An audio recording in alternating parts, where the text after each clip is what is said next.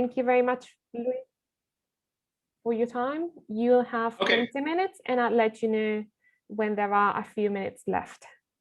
Okay, cool. Thank you very much. Well, thank you for the introduction. My name is Luis Carabantes. I'm a teacher of English. I studied in Chile. I studied teaching English. And I am from Panguipulli, so Región de los Ríos. And I currently work at the University of Bristol as a teacher of English for academic purposes. And well, I'm going to be presenting a chapter, an article that I've been working on, and it's ready for submission now. I want to share with you before. So, well, here goes. Oops, there. Right. So what am I going to be talking about today? I'm going to be talking about materials development and teacher education. So for those interested in these two areas, I'm going to be trying to bridge these two fields of applied linguistics. Following this discussion, we're going to be discussing or talking about the use of activity theory as a heuristic to study materials design. Then I'm going to be presenting the study and the findings. Then I'm going to be discussing these findings in light of what we know about teacher education and teaching materials. And finally, I'm going to be offering some implications for teacher education in Chile. Well, teacher education of English teachers in Chile, although they can be also connected to other pedagogies. Okay, so what do we know about teacher education, language teacher education particularly? So in the 90s, there was an epistemological shift known as the sociocultural turn in applied linguistics and also in language teacher education. And since then, we understand the learning of teaching as a normative and lifelong process, emerging out of and through experiences in social contexts. And teachers are seen as learners in classrooms, as participants in professional teacher education programs, and later as teachers in institutions where they work. So their whole lives, not only when they start teaching or when they start learning to teach, but much earlier. And we also see the learning of teaching as a dynamic social activity that is situated in physical and social contexts and distributed across persons, tools, and activities. Highlighting the word tools because notwithstanding the recognition in sociocultural theory and teacher education that tools are very important in the learning of teaching, the actual tools of teachers of English, in this case language teaching materials, and their connection to the learning of teaching has not been given much attention. And this is where I situate my studies. So what relation or how do pre-service teachers relate to the tools of their profession? Moving on, now what do we know about language teaching materials? More or less about the same time when the sociocultural turn occurred. A group of scholars started pushing the literature about language teaching materials. And now we can say that there are two main fields of the study of teaching materials. One that sees teaching materials as curricular artifacts. And this group of scholars, led by Brian Tomlinson mostly, but other scholars certainly, they try to understand the nature of teaching and learning through language teaching materials. Then on the other hand, we have another group of scholars, and here we have the work of John Gray or Bessie Dendrinos, for example, or Karen Risager. They are concerned with the actual content of teaching materials, and they're mostly concerned with the cultural and ideological representations of materials, particularly course books. And why do I say particularly course books? Because the literature tends to be concerned mostly with these resources, possibly because of the role that course books have in the spread of English internationally. Textbooks mostly produced in BANA countries, in British or Australia, North America, and so on. So, I mean, like connecting to the previous talk, we can say like who benefits from all these resources, right? Now, moving on, there aren't many connections between the two fields that I have just discussed, and but I have been looking at what there is there, and there are some discussions about, for example, the benefits that course books have for teachers, and some of them are like saving teachers time and money, providing linguistic and cultural inputs, providing language teaching support, or providing the overall structure of courses. Now, there have been a lot of criticisms also about textbooks, and some of them are like, for example, that they're methodologically flawed, that they have problematic cultural and ideological representations. For example, there's an increasing presence of neoliberal values, discourses, and content. There's a very important omission or erasure of working classes, different sexualities, people with disability, and ethnic minorities. There's also an overrepresentation of the white middle class and an overrepresentation of the same countries that I alluded to before, so the UK, the United States, and so on. Now, another important problem in the literature, or that emerges in the literature, is the issue of reification. Reification has been only sporadically mentioned in the literature, and I think in the early 90s, but then nothing else has come up in terms of reification of course books. And by this, I mean course books tend to be seen as elements of intrinsic authority, and teachers sometimes do not question them or adapt them because they think they're like based on the knowledge of well-seasoned scholars, researchers, and teachers. So that's an issue that's very important in the literature about materials that hasn't been paid much attention. And today I'm going to be discussing this.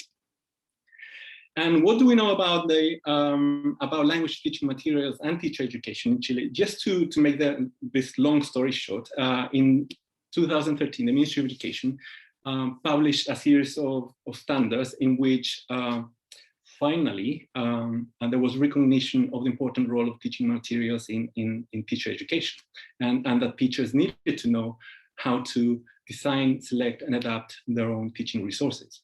However, I had a look at the mallas curriculares of 25 universities, and back in the day, they all were part of the Cruz universities, and only 3 out of 25 universities were teaching this subject or explicitly in their mallas curriculares. So it was one explicit component.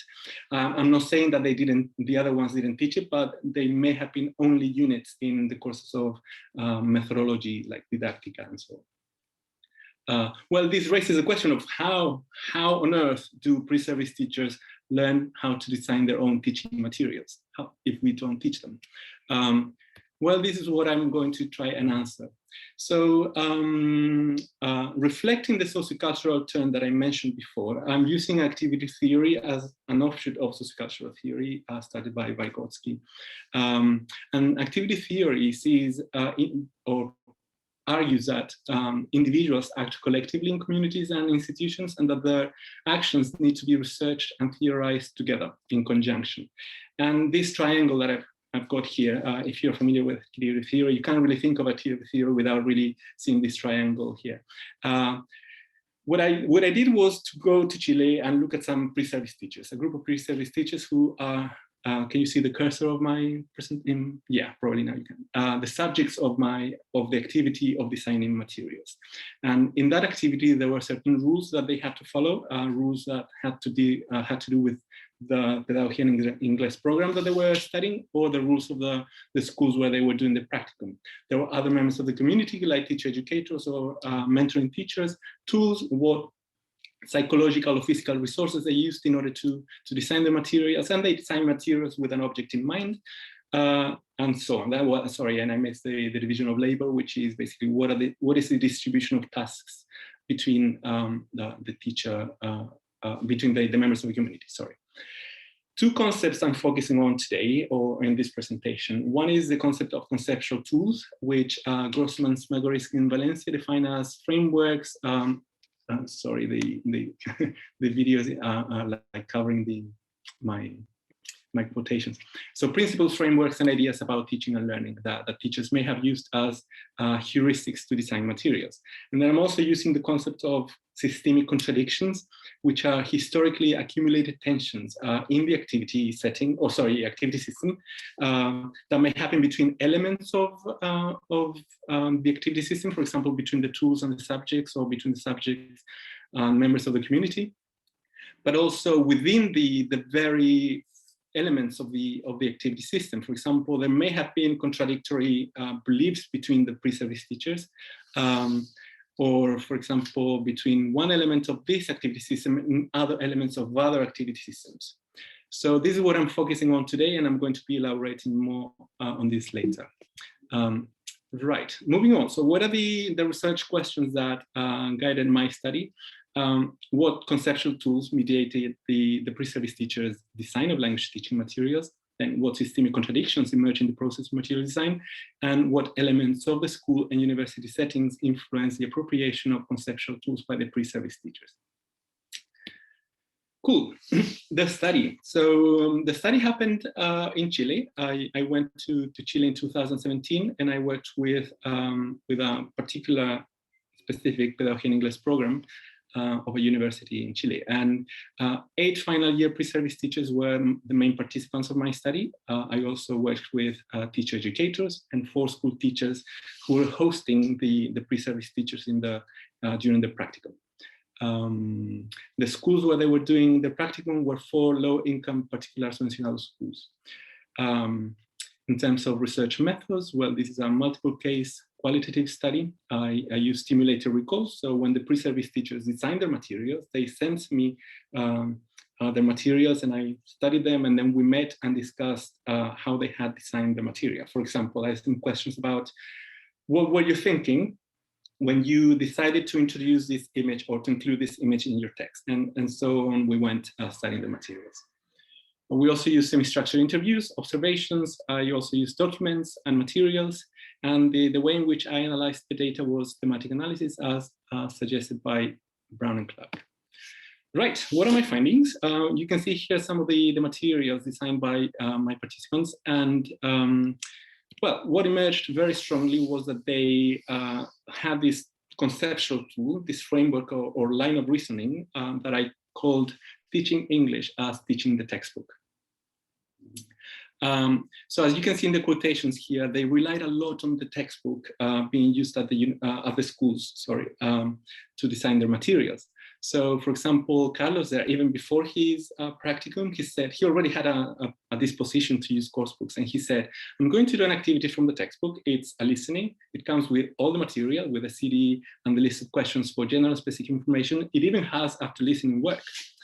And then I asked Marcos what he was thinking when he decides certain activities, and he said the activities not much. So he said he wasn't thinking. As I said, the activities are in the wild that is in the textbook. And then again, Marcos said that, but me creating an activity based on the reading, I basically prefer to take another activity from the textbook. And then he gave me the title for this presentation. Moving on. There was a secondary contradiction here. So there was a contradiction between 2 elements of the activity system of materials design. One was the pre-service teachers, agency in this case, and also the textbooks or the ways in which the textbooks were being used. So what happened here was the textbook was used as the de facto syllabus. And as we can see in this quotation, in the first part, you will see how Miguel describes the use of a textbook as the de facto syllabus. And then we have how he says, well, this is constraining my agency. So he said, to be honest, this is what I was requested to do. It's part of the national curriculum. It's in the student's book. My teacher grabbed the textbook and is using it as the syllabus, the textbook as the syllabus. He planned the lessons based on the textbook, and his organization is based on covering the totality of the textbook with the topics and skills that are worked in it. Therefore, in a way, I am obliged to work with this. Okay, now moving on to the factors from the school that may influence the appropriation of the line of thinking, teaching English as teaching the textbook. I found out that the school teachers, the mentors in this case, were the most influential element. And so, for example, here, Francisco said, there are teachers who say, no, if it doesn't belong to the textbook, it can't be used. And there are schools that tell you, we only work with the textbook and it shouldn't be like that. And then Fernanda here illustrates her own experience, how her design of materials was basically erased from her practicum because the teacher said, at the beginning I studied, she said that at the beginning I started using worksheets, and then the teacher asked me to use the textbook more. Moving on. Now, there are also elements at the university that have an influence or a very important role in the appropriation of teaching English as teaching the textbook. So what I see here in the first 2 quotations, we have a line of thinking that associates very well with reification. So one teacher educator said, I like Headway because it's based on the communicative approach, and there is no doubt about that. And then we can see how a pre-service teacher said, I dare say that textbooks like Headway are many years old and that it's been proven that they work, so to speak. So he basically seemed to be adopting the teacher educator's view about course books. And then this is also reflected in the practice of teaching English at the university, because as you know, most pre-service teachers learn English at the university. So one teacher educator said that methodologically they used Headway. And then we see Fernanda describing this experience, describing her learning of English at the university, saying that some teacher educators follow the textbook dynamics a lot. And she seemed to be criticizing this when then she said, in the end, the class was monotonous and we had to follow the pace of the textbook. Now, these two quotations are very important for me because they reflect that the pre-service teachers were aware of the influence of Headway in the program. The program tried to change the Maya curricular to a competency-based curriculum, and what Gabriel said here was that the 2011 cohort is the first one to be in a competency-based course structure. That meant changes for the modules. For example, the English language modules were no longer called like that, but linguistic competence, although the way of working was the same. And then I asked him, what do you mean by the same? And he said, well, the material was the same, the textbook was the same, and the textbook meaning Headway. Okay, right, so how do these findings relate to what we know about educating language teachers and teaching materials? Well, we know that about 75 and 85% of student teachers tend to use textbooks to develop units of work and plan lessons. We also know that novice teachers and inexperienced teachers tend to develop dependency on textbooks, and they look in textbooks for methodological support in order to plan their lessons. So maybe this is why the pre-service teacher selection of content, its organization, and the methods of delivery of their materials were largely defined by the course books used in the schools. So this is nothing new under what we know, but what we know now is that, well, we have this issue here, and we should be worried about, I think. Right, moving on. In terms of the secondary contradiction, what happened was that, well, we know that the use of the textbook as the de facto syllabus is very common, and this is an issue affecting education in general, but also ELT specifically. And but what happened here, if we have a deeper look into what's going on, is that when we use the textbook as a syllabus, somehow what we do is transform a teaching tool, a resource for teaching, into the object of teaching English. So we're not teaching English anymore. What we're doing is covering the textbook. Yeah. So this is what happens with this tension, and we saw the effect that this had in the pre-service teachers' appropriation of this notion of, okay, I have to teach English as the textbook does it. Okay, moving on. Now, at the school, we also had the phenomenon that the mentoring teachers have very strong influence in the pre-service teachers using the coursebook more and more. And we know that the mentoring teachers have a very influential role in the views about teaching and learning that student teachers have. That's nothing new in the teacher education research. But also we saw how they were pushing the pre-service teachers into using textbooks. And well, we also know that one of the main concerns of mentoring teachers is having the student teachers, in this case pre-service teachers, cover the textbook. And finally, we have an issue of reification happening at the university. As I showed in the data, what happened was that the beliefs about the course books were being apparently passed on to the pre-service teachers, and there was also the case of reification in terms of how the textbook in this Headway was perpetuating certain ELT practices that, even though the university attempted to change, they remained the same because they kept the same textbook. All right.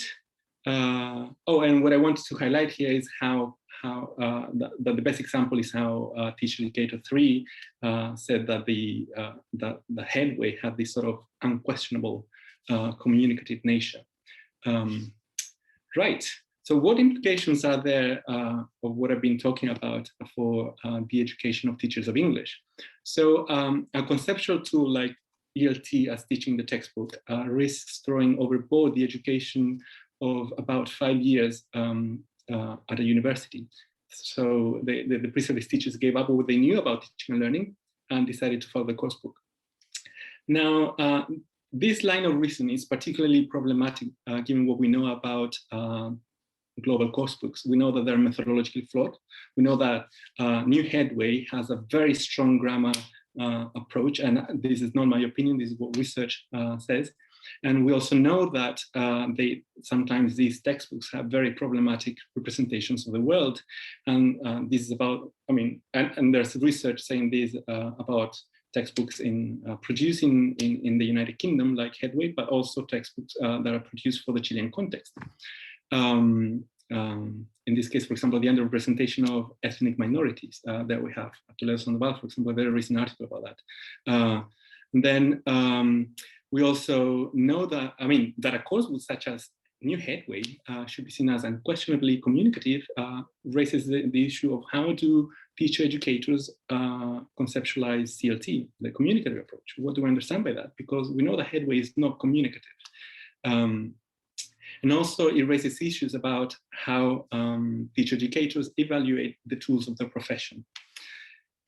And finally, I want to leave with this reflection. So with current views about English language teaching as a reflective practice, or this is what we understand today, the teaching should be like, and responding to specific teaching contexts, I think teacher educators and schools need to provide the spaces that enable carrying out pedagogical agency by pre-service teachers when they do their practicum in order to actually enact reflective practice.